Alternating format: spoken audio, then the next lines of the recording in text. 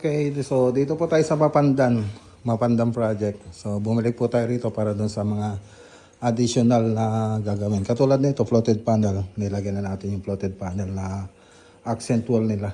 Tapos isa pang gagawin natin dito, yung modular kitchen cabinet.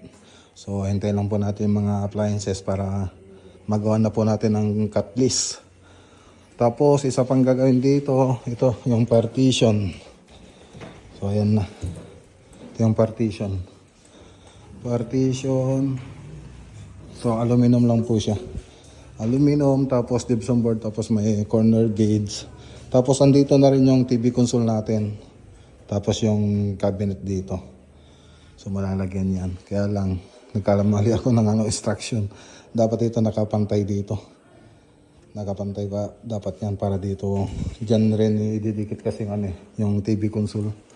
Para makapagbari na tayo. Ayan o. So parang harang na rin ng hagdanan doon. Tapos isa pa, lalagyan din natin ito ng floated panel. May floated panel din po yan. So dati natin itong project, so tinuloy lang po natin dahil dun sa mga ibang pang ipapagawa. Dun sa design natin dati yung 3D animation nito.